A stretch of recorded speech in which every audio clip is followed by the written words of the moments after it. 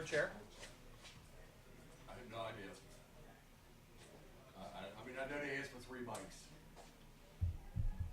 Where are we? Stage right. Mike. Check 1 2. Check 1 2. Stage right. Here we are. Always win. Center mic. Check 1 2. Check 1 2. Center mic. Perfect. Next one.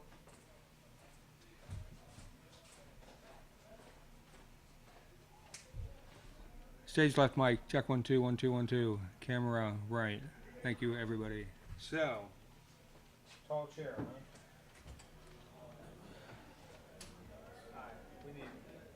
We have 3 mics and 2 chairs.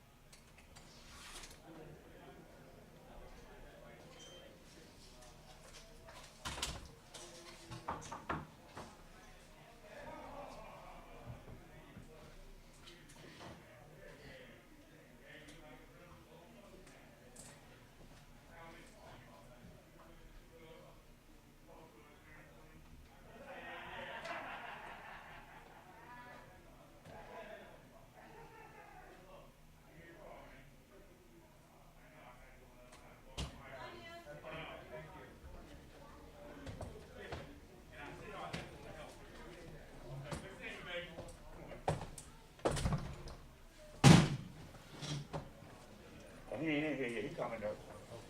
You know, in fact, I could just get the number. And I could just do a text and then you can run into that.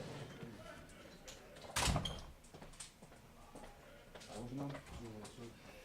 Oh, here you go. Move. Found move. He's the number that needs your help. Maryland. He's been doing it for years. Yeah. Change number so y'all can get Yeah, definitely. And I'll put in something with John to see if there's a spot. I don't know if they're full or not, but I'll definitely put it in for you. Yeah, man, no problem. So, hey, this is 202 now. I'll get it to you. Yeah, get that to me. Then I'll shoot you something. Oh, I might as well get that shit now. Don't rely on me. I'll fuck it up. 578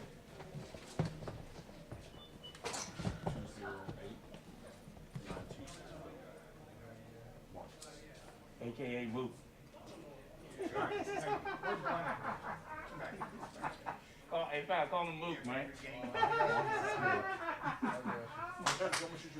Yeah, shoot me a text and I'll take a look at the schedule and I'll hit you. You already know. Alright. You need another help, man. Holler at us, y'all. I got you. Alright.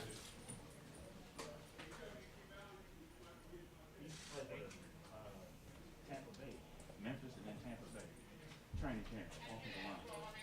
He's gonna be an offensive line coach for Gonzaga. This year. He does. Yeah. Yeah, you bounce off his ass, though. Well, no, he will run you into the line.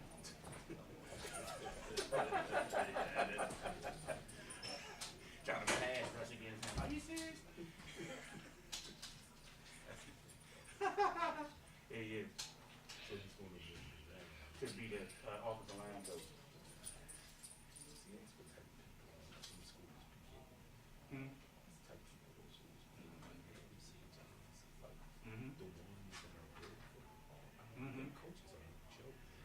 No, 100%. And got a system to kind of corral the coaches and direct the coaches. right. You know what I'm saying? Yeah. That's real tough. Yeah, I mean, they're not going to Thank see the cadence. The science teacher ain't coaching the offensive line. There you go. That's it. Yeah. That's not like, that's not anti-science teachers. It's just like them cats generally aren't good offensive line. Yeah. That's a perfect way of putting the science. Hey man, Curtis didn't score well, but he played some pretty good defense. Look, I ain't mad at Curtis, yo. the stuff that allows Sorber to get the block on the 3-point. Curtis stuck that and got it. Perfect. The dude comes out. I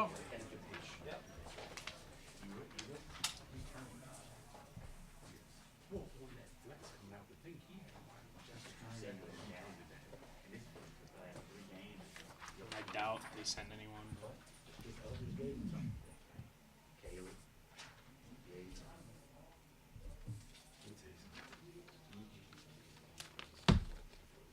And they can go back to that. I don't really want to admit it. You know I don't want to admit it. Why you should know? That was bad. It was bad. It was like a brick. Somebody talking about that's the definition of a brick that was sitting next to me.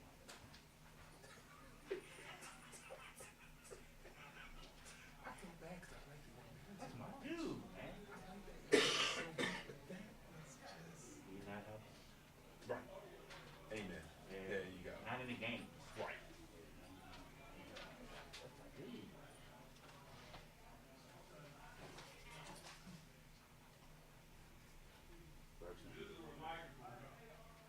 Got that little stick back.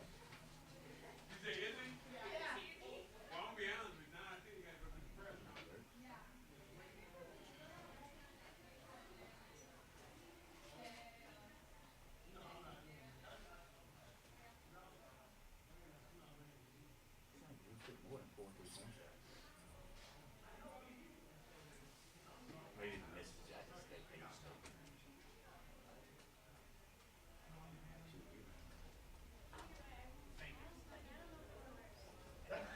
Does anyone else need a box?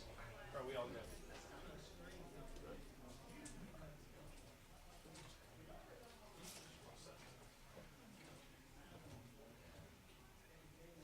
Working like they place them? No. On their skills? They probably just have them go to practice and then tell them to work on this right now.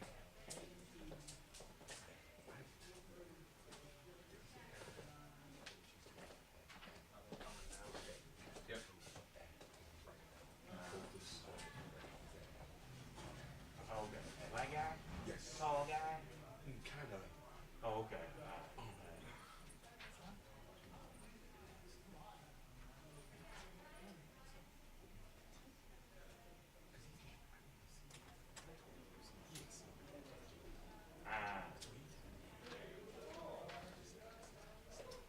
National 17?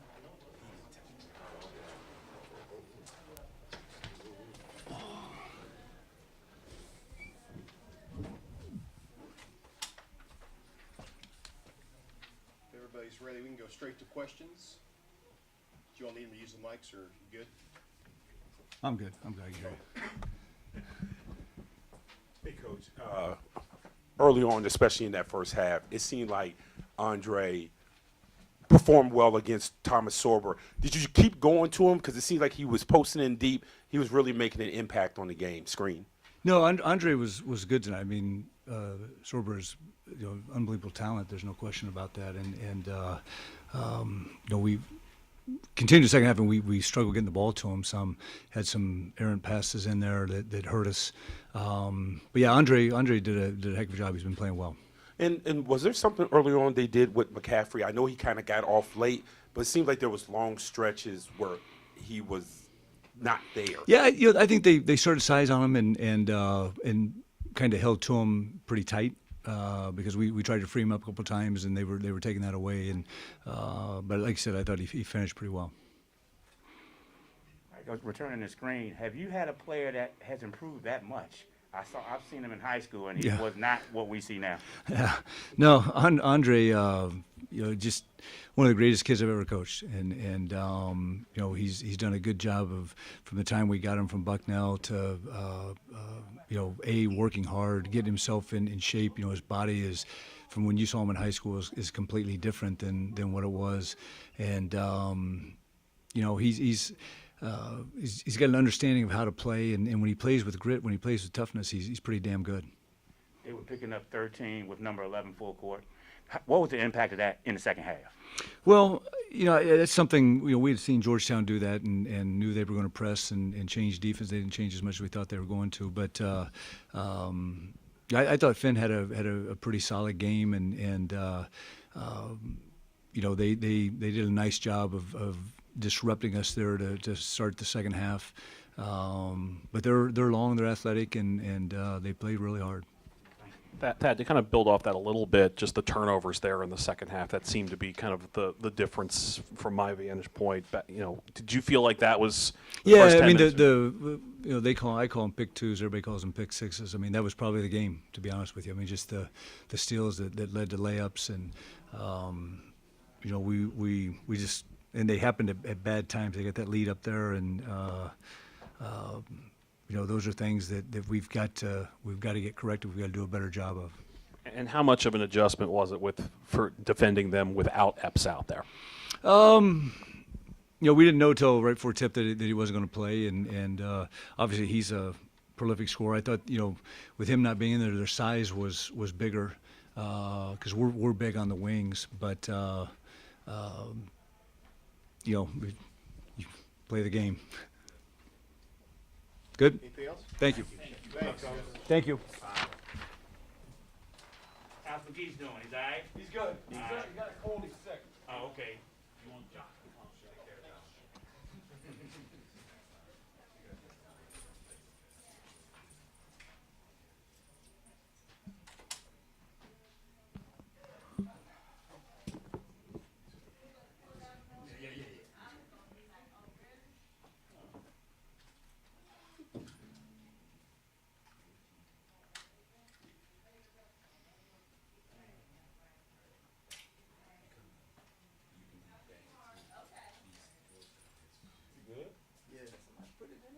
Somebody took his seat and he got his keys and license and shit. This one? I would have figured my mother. Get off my shit. Don't touch my shit, bro. I was gonna go in and like update sheet. Ain't nobody asked you to do that. Yeah, I wasn't gonna. Ain't nobody asked you to do that, Blair.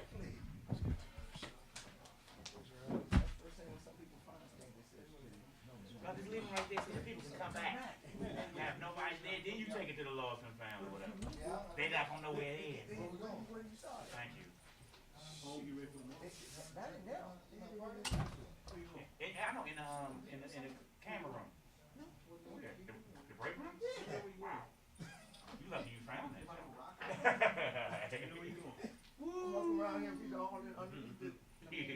said, look in your eyes. I was like, oh, man. No. I had to take it home and figure out how to get you in the house. Yeah, he had to crawl up. I got a cell phone, I got called. Oh, okay. God, dog, how did I get my stuff off the street? Then they gonna try to tow your car.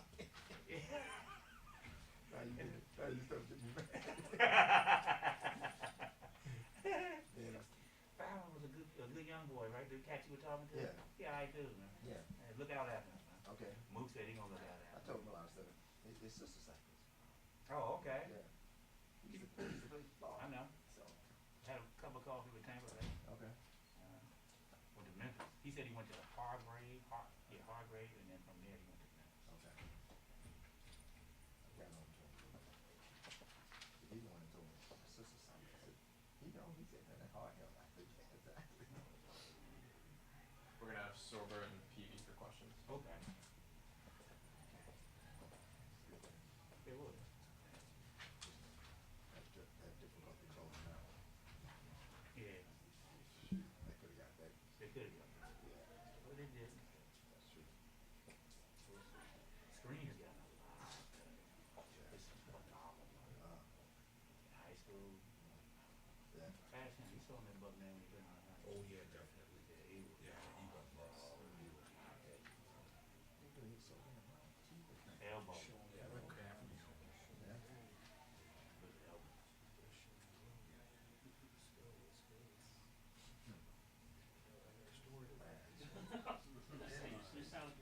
Western, you trying to get shit. Keys and license, bro. Now we're keeping quiet. How about that? Why you don't keep me up? I keep mine in my pocket. But sometimes it getting away, but I got, I'm used to, my savings in there. Well, put it in your Zip. pouch. Sometimes stuff fall out. Yeah, that's true. That's got the zipper popped on it. Man, somebody come steal that.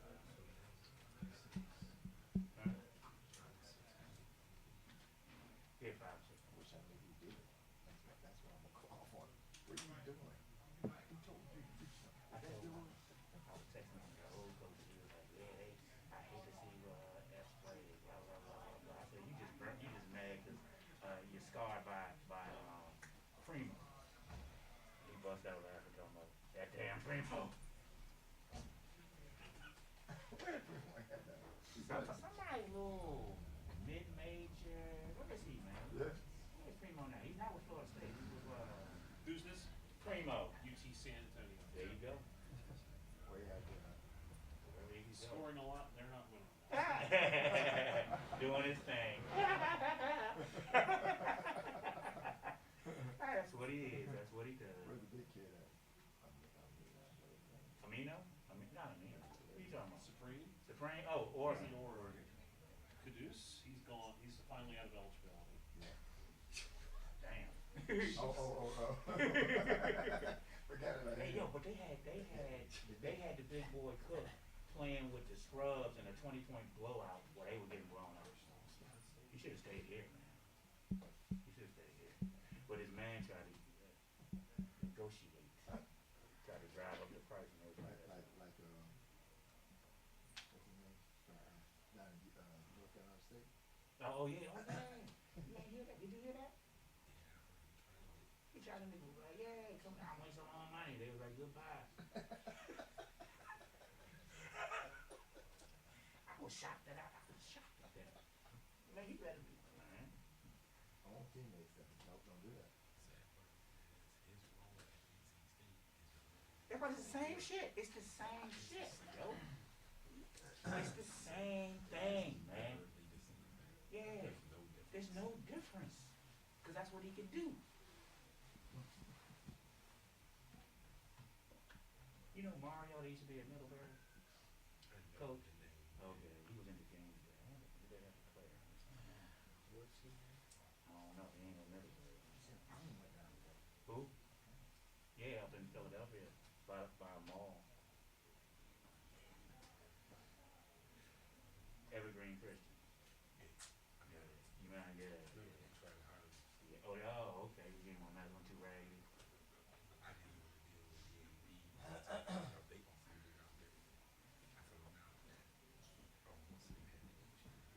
Who? Oh, okay.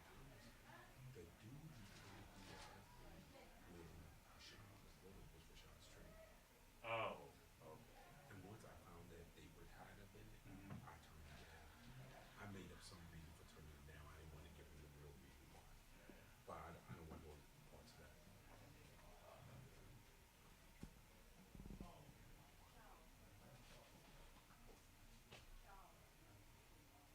Mario used to be out, was it Highland? Something like that. When I went out there, was Mario out there at Highland?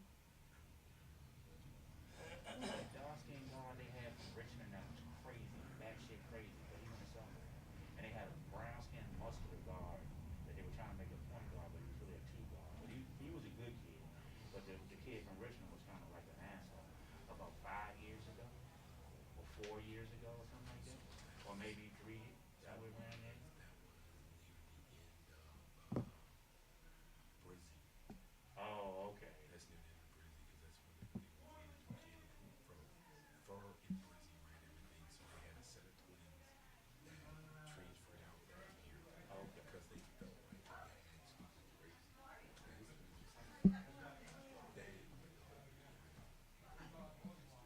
Dad, I'm like, Wow. you cannot. Wow. Wow. Yes, you can. With that fool that left the map up for 6, 12 threes and came. He can't shoot from 5. What are you talking about, man? It's like the age of no shame, bro. People have no shame saying dumb shit. You know what I mean? None, bro.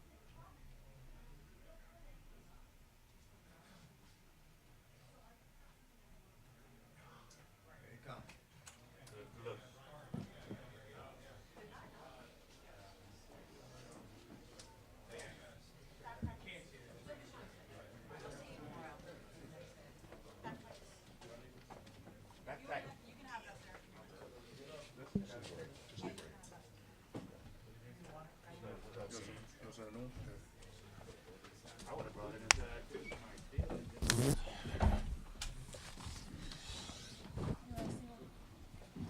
I'm good. I'm good. I'm gonna let Coach Cooley open with a statement. And then the questions. Raise your hand and I will call them. It has been today was an interesting day, between, Micah being under the weather really, really bad. So I appreciate our medical staff and Ben. This morning we didn't think he was going to play, and he showed a lot of poise, a lot of leadership. Epps once again, under the weather, down. I mean, it's been somewhat of a frustrating January with coming out of December, coming out of Syracuse, not having the same lineup. So I give our kids a lot of credit. Coming off of a very disturbing loss against a high quality opponent, for us to respond the way we did today, in particular in the second half defensively. Defensively, I thought the change of the game was our defensive pressure in the second half, right? And we were able to close it out. We had a couple of spurts. We really showed our youth with under 5 minutes to play. A couple of bad turnovers, a couple of missed opportunities there. But when you're building and growing, you got to expect something like that. But these two guys here, I can't say, I've been blessed to be a head coach for 19 years. I've been in high major basketball for 28. These are two of the best defensive players I've coached. On the ball, off the ball, freshman, senior. I don't know if there's a better 1-2 combination in the country defensively as far as in being connected. He's like a blanket. And I say that with all due respect to all the great defenders around the country and in our league. It's actually fun to watch. You know what I'm saying? It's fun to watch. Now we got to score the ball a little bit. I'm glad we got over 70 today, right? It was like, thank God. It was, but it was really good. I'm really proud of, Curtis came off the bench and gave us incredible energy, in particular on the ball. Drew Fielder made some timely shots. I liked Caleb's energy, right? Caleb, and we didn't shoot the ball well. I think we're 2 for 17. They made some really deep threes late. I thought they made three or four threes in the second half. But overall, it was a really good team win, and it's something we desperately needed coming off of back-to-back tough losses. So looking forward to, giving our men tomorrow off and then another short turnaround with another team that'll be well-rested. 3 out of the last 4 opponents coming off a bye, preparing for Georgetown. As to what the schedule says, and that's what we got to be prepared for, as the Cintas Center is one of the hardest places in the country to play. So open questions of Gina Wong from the Washington Post. And how much of a point of emphasis was attacking the paint and being aggressive there? 52 paint points tonight, especially coming off the St. John's game. Well, I mean, it's something that we watched, right? And again, in their ball screen coverage, it's something that, I thought our staff did an incredible job pointing out in the preparation. Kenny Johnson was the lead, scout on this game, and a lot of input from the rest of the guys as we prepare for it. It's, we watch film 15, 20 hours, on an opponent, as a staff, and try to really break it down. That was a heavy, heavy emphasis on the deep drop, and that's where we got a couple of threes off by Fielder, right? And I thought that was a game changer for us. That gave us a lot of energy on that right there, but it definitely was a point of emphasis. Thomas, same thing for you. Just your thoughts on how you guys performed in the paint today with 52 points there, kind of dominating that part of the game. I think we attacked the rack well. Micah being able to go downhill with his size, it helps us a lot. It gets the big to step off me a little bit, and he can also drop off the pass to me as well.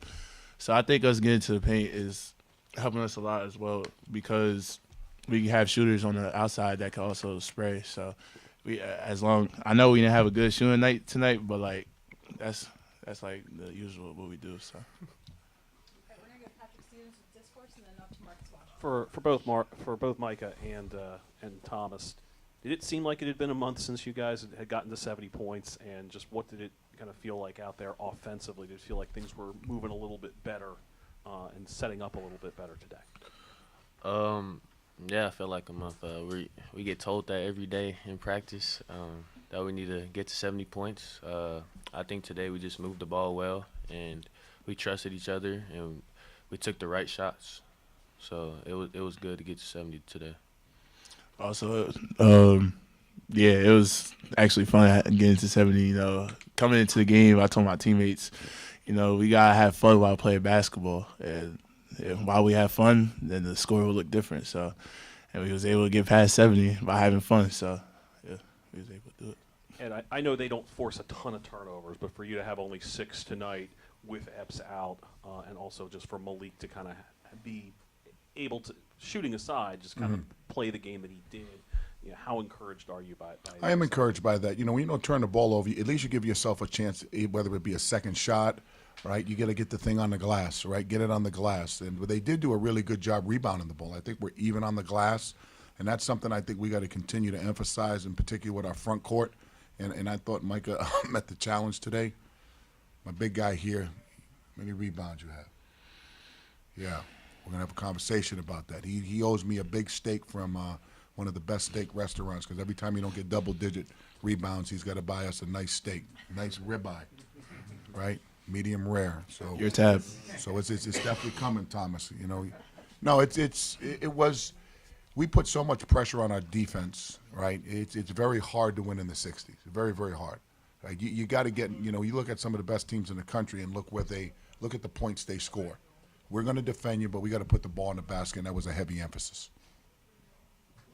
We're going to get the mic up to Marcus and then Ron. Hey, Thomas, early on it seemed like you were establishing yourself that you weren't going to be pushed around. There was a couple times where I saw you very, very vocal. Have you gotten to the point where you're comfortable with expressing yourself to your opponent that this is not how we're going to play for 40 minutes? I'll say a little bit yeah, a little bit no, because at the same time I like expressing myself, but like not towards an opponent. Like I like expressing myself to my teammates, like showing that I'm having fun on the court and I'm still a dog at the same time. So it's just I just try to keep my mentality like straight and just being able to put points on the board and help my team. And as the season's going on, it seemed like you have been a versatile scorer. Today, once again, you showed from 2 levels that you could score in a myriad of ways. Just how have you proved with more experience in dealing with what defenses are throwing at you? I'll be working with Coach Johnson. He's just helping me get reps in from the mid-range out to the 3 as well. So it's just like different things I can do to like help expand my game. And for you, Coach, and I asked Coach Mott about this too, the job that you did on McCaffrey until the end, I know he got a couple at the end, but you really took them out of his rhythm. He's a 40% three-point shooter. What were some of the things that you did to take him out of his rhythm where for most of the game he was a non-factor? Well, he's a really good cutter, right? And again, the McCaffrey family is really close. The Coolies and McCaffreys are very, very close. I had a great conversation with Connor and Patrick before. We had a great laugh. I mean, we saw the kids damn near born, right? So we have a lot of relationships there, but we try to keep a smaller, quicker guy on him. He back cuts. You can tell he's a system-type player with respect to motion. He cuts really well off the ball. They do a great job cutting off the ball. Coach does a great job with that. And it was really high alert or high attention to what he actually does, because we felt Micah would do a good job on some of their primary scorers. He's a secondary scorer that gets shots off of some of their action. We're going to go to Ron Bailey. If anyone on that side of the room wants a question, please raise your hand. We'll get the mic to you. Coach, regarding your 70-point barometer, is that something that's a truism in basketball generally or just specific to this team? I think that's a fair question, Ron. It's just a lot of teams get to 70 points, a lot. They really do. When you look around the country, I think the average is 71 for Division I basketball, right? Some of your elite offensive teams are in the 80s, like low 80s, right? And as we develop, as our men get older, right, and you can see a difference in the game when you have a senior and a freshman, and he plays well above a freshman level, but just the confidence, the poise, the understanding, the time and score. And then when you see some of your younger guys, you can't Google experience.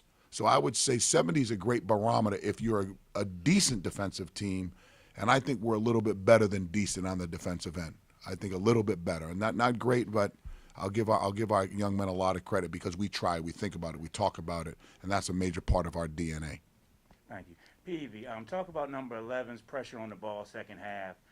He really made life hard for their 13.